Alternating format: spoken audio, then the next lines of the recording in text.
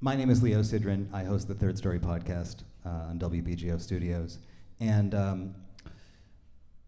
we are in a very special location tonight. I mean, particularly tonight, we are in a very special location. I think any one of us could be forgiven for asking the question, what can we do right now that is meaningful and important? And we have all chosen to make this decision tonight to come together and listen to music. Music is not trivial, it is very significant, and listening to it together is the best thing that we can do. So this is an act of great righteousness for us to be here tonight. Music is the thing that brings so many people together in meaningful ways. This music brought John Newcott and Bonnie Barrett together to put this series together, as you know, some years ago. And Bonnie, when she first had her opportunity to sign an artist, to be a Yamaha artist, signed Dan Tepfer. To this day, she maintains that he represents everything that a Yamaha artist in her mind should represent, and we totally agree with that. The first time he performed in this series, yes, let's give him a round of applause. The first time he performed here was, in fact, 5 years ago this fall, when he came to present his project Natural Machines, which was a project that he has that explores the relationship between technology and composition and improvisation. It's incredibly fascinating, and you can watch that online. So he's like a member of the family here, and tonight is a kind of reunion to have him here. It's also a reunion between Dan and Miguel Zenón. They have spent some time in this very room. As a matter of fact, 6 years ago they came here and they recorded a record called Internal Melodies. That album sat unreleased for nearly 5 years, and it was released last year. And tonight is the first time that they are reunited in the space where it was recorded for us to witness. So it is a privilege for us on this night to be with Dan Tepfer and Miguel Zenón as they revisit this music. Please put your hands together and welcome them to the stage.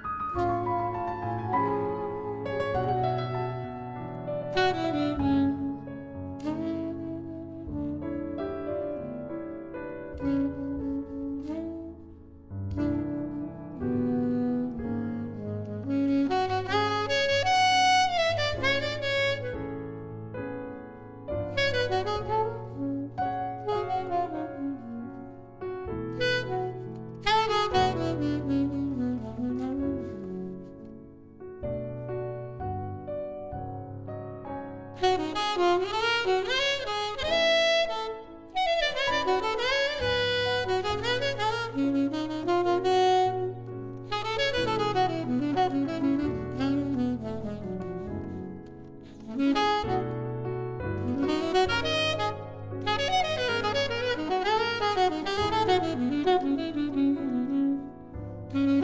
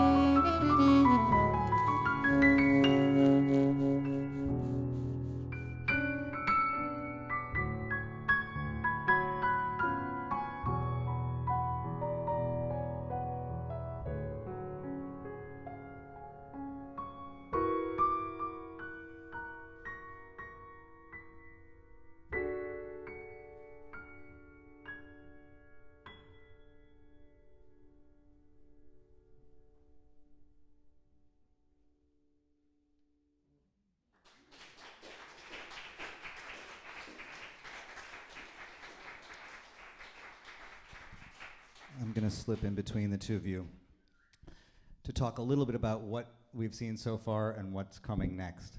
As I understand it, those first two compositions were yours, Miguel. And I love the names, La Izquierda, Americana, the Latin American left, which might sound political, but in fact was written in tribute to Danilo Perez's left hand, because that was a composition that you wrote as part of a suite of songs that you wrote to play as a duet with him. And the second one was Centro de Gravedad. So I guess that's a good jumping off point to talk about how the two of you came to do this duet project together, and how you bring the material to one another. And I guess maybe the bigger question is, considering both of you have extensive experience playing in duet format with other artists, what brought you two together to do this? And I guess the first answer will be, who answers this question first? I'll give it over to Dan. Well, I've been listening to Miguel's music for a long time. I'm a little bit younger than Miguel, although less and less as we get older. Getting closer and closer. Yeah, and I always admired his playing, and one of the really fun things that happened not that long after I moved to New York was I got to play with Miguel in Alexis Cuadrado's band. Alexis actually is here tonight. And I was not only struck by the incredible musicianship that Miguel has, but also what a beautiful person he is. I've always found him really inspiring as a human being. And at the time, this was a long time ago. I mean, we've been playing the duo together for over 10 years at this point. At the time, I had a duo series in a little art gallery in Lower Manhattan. And of course, I asked Miguel if he wanted to do it. And part of the deal with with the series I was doing is that I wanted to write music for everybody who came to play. So I wrote a couple tunes for Miguel, and I asked him if he had something special that we might be able to play. And it turns out he'd composed these 4 really substantial pieces for Danilo Perez and himself, so specifically for piano and saxophone. And so at that concert is when we started playing that material. And, you know, I loved playing with Miguel, and it just felt very natural to continue. I handed you the microphone, but you don't seem to want to use it right now. These pieces that we just heard were written originally with Danilo in mind, and they are now transformed in a new way when you play with Dan. What did you learn about these compositions, or what did you discover in them when they were transferred to Dan? Yeah, well, you know, I wrote it for this concert, like you mentioned, that I played with Danilo out in San Francisco a little while ago. And, you know, I wrote them with him in mind, but they were kind of very sort of like pianistic, at least from my perspective, like kind of thinking about things that you could do in the piano, like deal with the left hand, or the second piece, Centro, you know, that's which means center of gravity. So you have these 2 lines kind of converging into the center and then kind of opening back up. That was kind of part of the idea of the exercise of the piece. And, you know, when I played them the first time, I didn't really think I was going to play them again, to be honest. So it's one of those things where, like, you write a piece and then you play them and then you kind of, you know, turn the page. And then it turned out that we had this opportunity to play with Dan. And so I was like, yeah, you know, I have these pieces that I wrote for Danilo, who Dan studied with also at NYC. So there was a lot of connections, you know, there. And they kind of just worked right away. You know, I think there's something about playing in this duo format that, and like you said, you know, we've both done it a lot with different folks, and it doesn't always feel like good right away. You know, like sometimes it takes a little bit, or sometimes it just doesn't really get there. You know, and I think with Dan, it just felt like there was an immediate connection.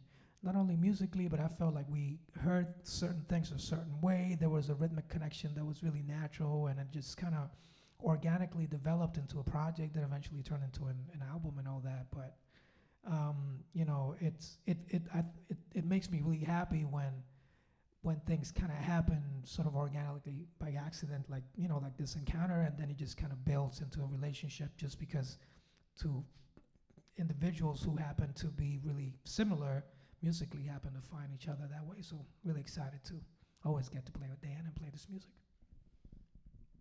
It is really striking, I think, to think about how much you seem to have in common and how much you seem to relate to each other, considering you came from very different places. You grew up in Puerto Rico.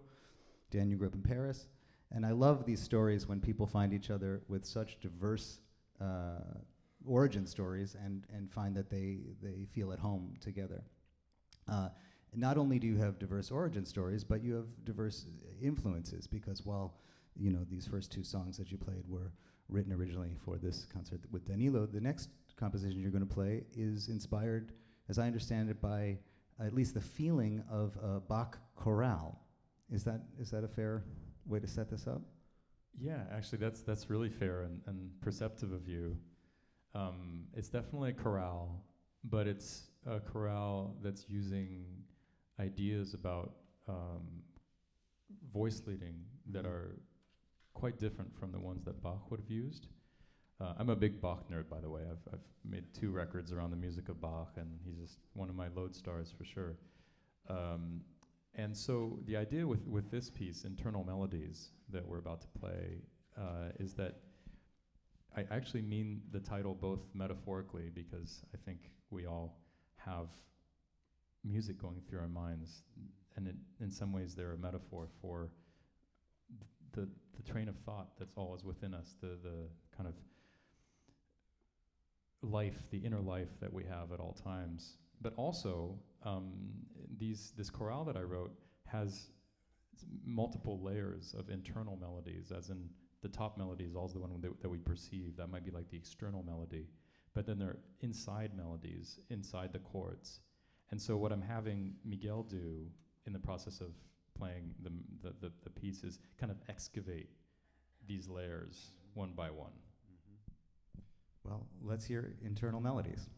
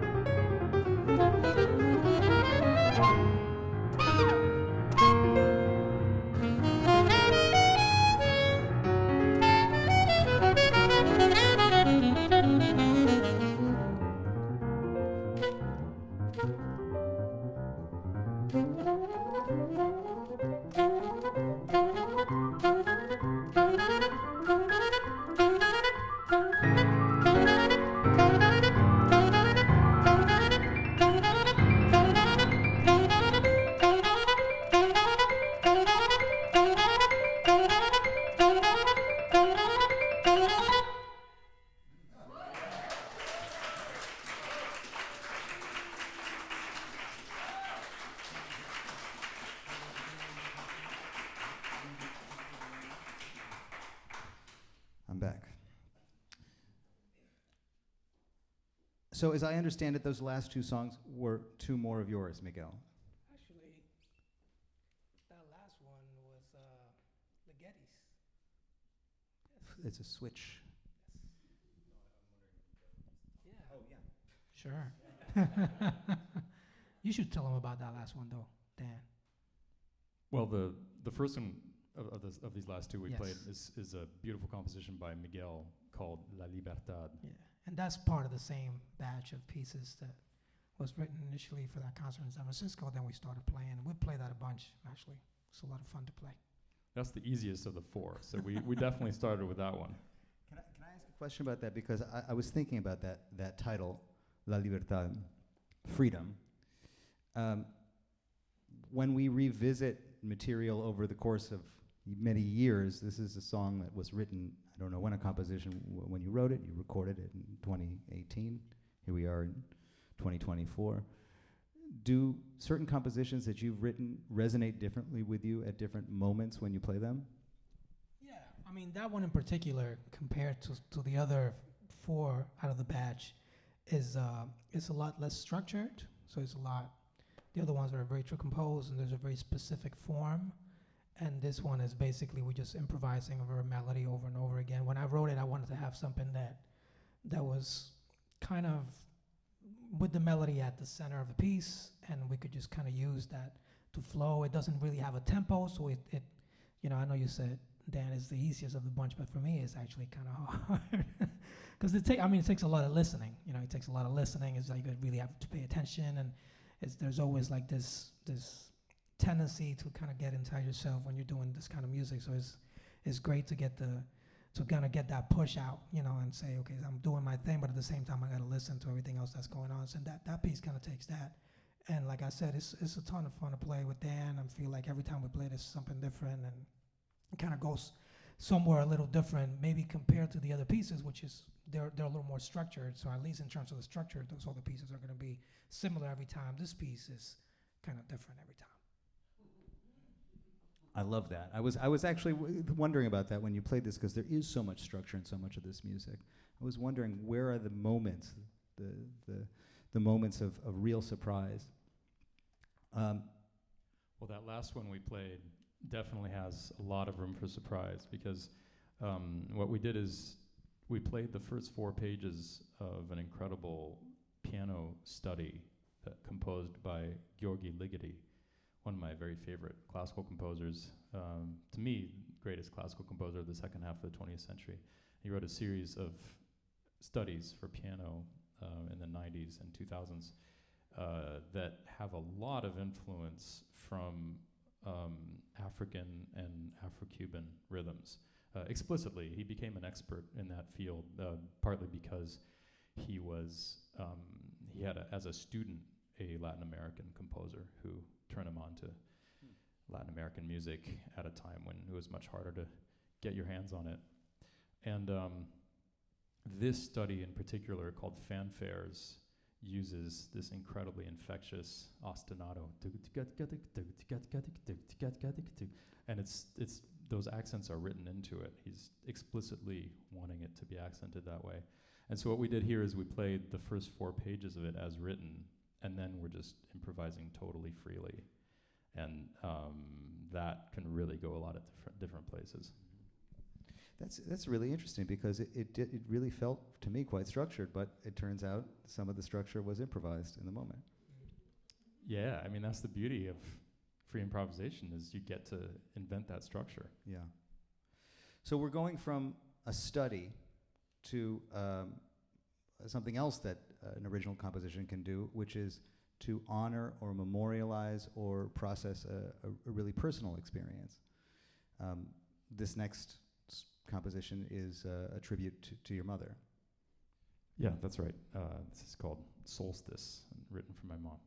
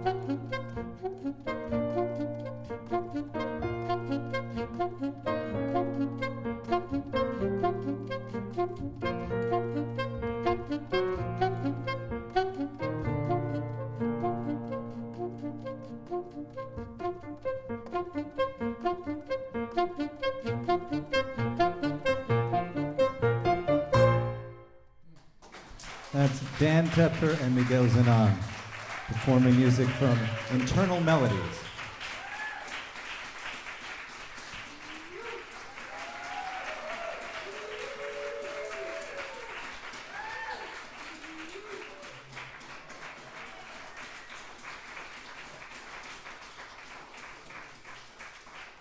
On behalf of WBGO and Yamaha Artist Studios, thank you so much for supporting live jazz. And this is your act of radical positivity to come out and listen to music. Keep it up.